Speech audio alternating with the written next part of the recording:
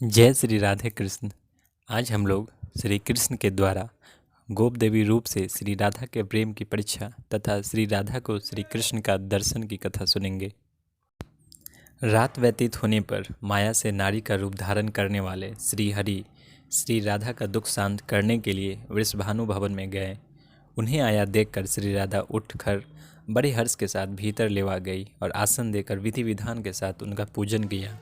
श्री राधा बोली, सखी, तुम्हारे बिना मैं रात भर बहुत दुखी हो रही और तुम्हारे आ जाने से मुझे इतनी प्रसन्नता हुई है मानो कोई खोई हुई वस्तु मिल गई है। जैसे कुपथ्य सेवन से पहले तो सुख मालूम होता है किंतु पीछे दुख भोगना पड़ता है, इसी तरह सत्संग से पहले भी सुख होता है और पीछे वियोग का दुख उठाना पड़ता है। श्री राधा की यह बात सुनकर गोप देवी अनमनी हो गई। वे श्री राधा से कुछ भी नहीं बोली, किसी दुखनी की भांति चुपचाप बैठी रही। गोप देवी को खिन्न जानकर श्री राधा ने सखियों के साथ विचार करके स्नेह तत्पर हो इस प्रकार कहा। श्री राधा बोली, गोप देवी, तुम अनमनी क्यों हो गई? कल्याणी, मुझे इसका कारण बताओ। माता, पति, ननद अथवा सास ने कुपित होकर तुम्हें फटकारा तो नहीं? मनोहरे, किसी सौत के दोष से या अपने पति के वियोग से अथवा अन्यत्र चित्त लग जाने से तो तुम्हारा मन खिन्न नहीं हुआ है? क्या कारण है? महाभागे, रास्ता चलने की थकावट से या शरीर में कोई रोग हो जाने से तुम्हें खेद नहीं हुआ है? अपने दुख का कारण शीघ्र बताओ। रंभोरु, किसी कृष्ण भक्त या ब्राह्मण को छोड़कर दूसरे जिस किसी ने भी तुमसे कोई कुत्सित बात कह दी हो तो मैं उसकी चिकित्सा करूंगी, दंड दूंगी। यदि तुम्हारी इच्छा हो तो हाथी, घोड़े आदि वाहन, नाना प्रकार के रत्न, वस्त्र, धन और विचित्र भवन मुझसे ग्रहण करो। धन देकर शरीर की रक्षा करे, शरीर का भी उत्सर्ग करके लाज की रक्षा करे तथा मित्र के कार्य की सिद्धि के लिए तन, धन और लज्जा को भी अर्पित कर दे। धन देकर निरंतर प्राणों की रक्षा करे। जो बिना किसी कारण या कामना का निश्चल भाव से अमृतता का निर्वाह करता है वही मनुष्य परम धन्य है। जो मैत्री स्थापित करके कपट करता है उस स्वार्थ साधन में पट्टू लंपट नट को धिक्कार है। उनका यह प्रेमपूर्ण वचन सुनकर गोप देवी के रूप में आए हुए भगवान उन कीर्ति नंदिनी श्री राधा से हंसते हुए बोले। गोप देवी ने कहा, राधे, वर्षानुगिरी की घाटियों में जो मनोहर सांकरी गली है उसी से होकर मैं स्वयं दही बेचने जा रही थी।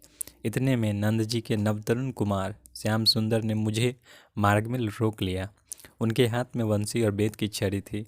उन रसिक शेखर ने लाज को तिलांजलि दे तुरंत मेरा हाथ पकड़ लिया और जोर जोर से हंसते हुए उस एकांत वन में इस प्रकार कहने लगे, सुंदरी, मैं कर लेने वाला हूँ, अतः तुम मुझे कर के रूप में दही का दान दे। मैंने कहा, चलो हटो, अपने आप कर लेने वाले बने हुए तुम जैसे गौरस लंपट को मैं कदापि दान नहीं दूंगी।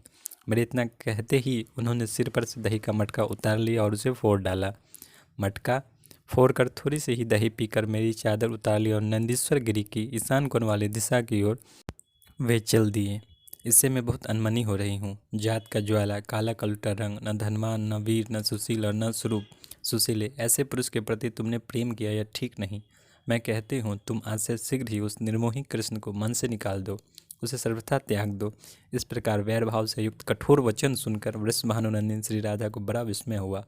वे वाक्य और पदों के प्रयोग के संबंध में सरस्वती के चरणों का स्मरण करते हुए उनसे बोली।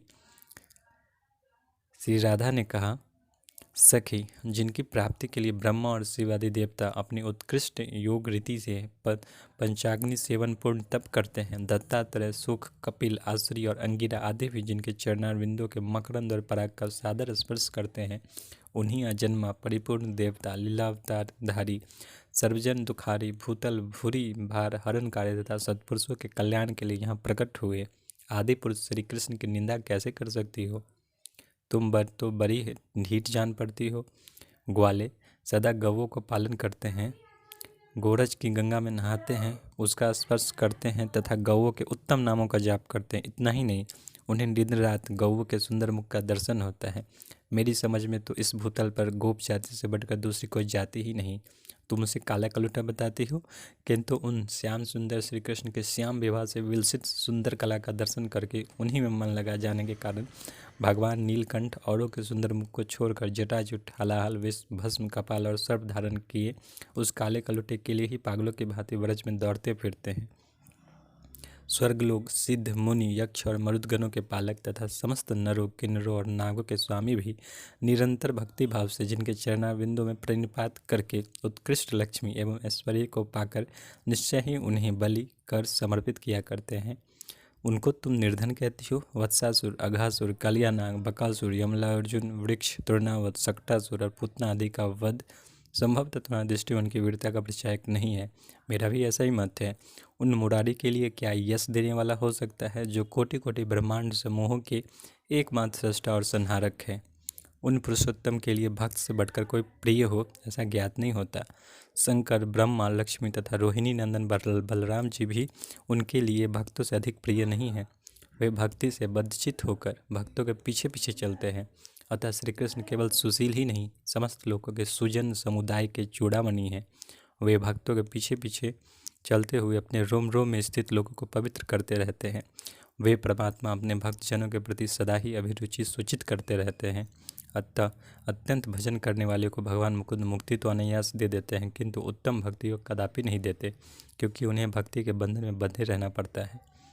गोप देवी बोली, श्री राधे, तुम्हारी बुद्धि बृहस्पति का भी उपहास करती है और वाणी अपने प्रवचन कौशल से वेदवाणी का अनुकरण करती है, किंतु देवी, तुम्हारे बुलाने से यदि परमेश्वर श्री कृष्ण सचमुच यहाँ आ जाए और तुम्हारी बात का उत्तर दे, तब मैं मान लूँगी कि तुम्हारा कथन सत्य है।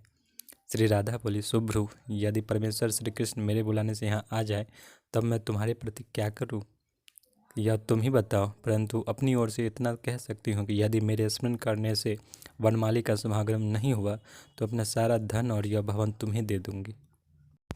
तदंतर श्री राधा उठकर श्री नंद नंदन को नमस्कार करके आसन में बैठ गई और उनका ध्यान करने लगी।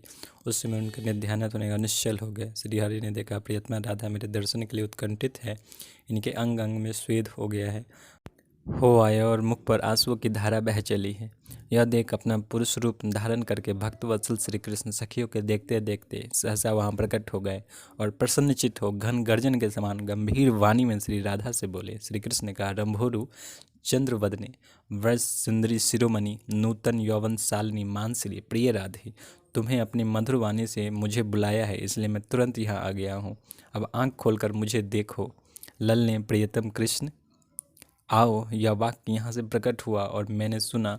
फिर उसी क्षण अपने गोकुल और गोपवृंद को छोड़कर वंशीवट और यमुना के तट से वेगपूर्वक दौड़ता हुआ तुम्हारी प्रसन्नता के लिए यहाँ पहुँचा हूँ। मेरे आते ही कोई सखी रूप धारणी यक्षी, आसुरी, देवांगना अथवा किन्नरी, जो कोई भी मायाविनी तुम्हें छलने के लिए आई थी, यहाँ से चल दी। अतः तुम्हें ऐसी नागिन पर विश्वास नहीं करना चाहिए। तदंतर श्री राधा श्री हरि को देखकर उनके चरण कमलों में परिणत हो परमानंद में निमग्न हो गई। उनका मनोरथ तत्काल पूर्ण हो गया।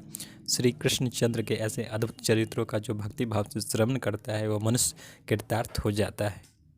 आगे की कथा हम लोग अगले वीडियो में सुनेंगे। जय श्री राधे कृष्ण।